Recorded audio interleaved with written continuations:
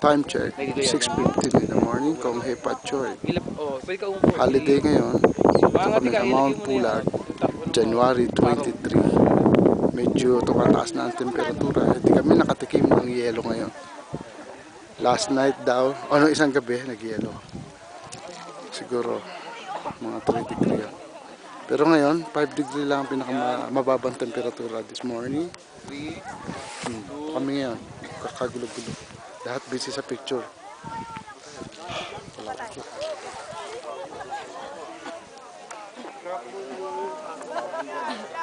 Woo! Kaway-kaway dyan, kaway-kaway. Video.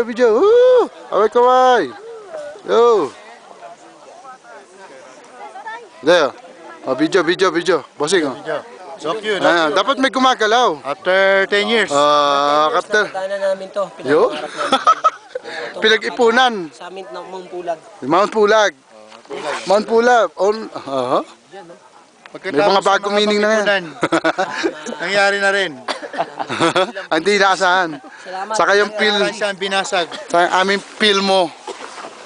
Pil mo. Pil kaya nila na makita yan. Ayan. Lahat busy, oh. Si Up Cloud. Ayun na, lumalabas na si Haring Araw.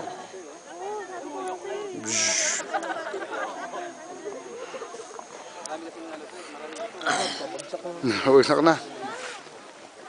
Ito yung malulupit natin mga first timer. Hello po! Ang lupit na kalang. Ang lupit ng spirit nila. Di ba? There. Panalo.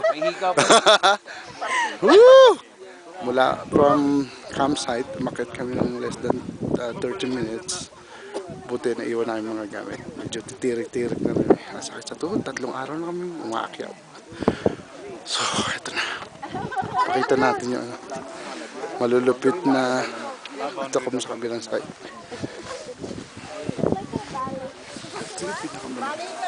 Maliit na bonsai kawayan. Ganda, sir, no? Dito lang sa Pulag tumutubo.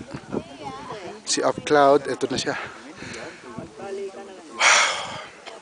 Kailangan mag-reserve ng battery. Wow naman, grassland. Lahat dyan, bonsai bamboo. Ewan ko ano tawag yan. Bonsai pulag yata. Bamboo pulag. Okay, that's all.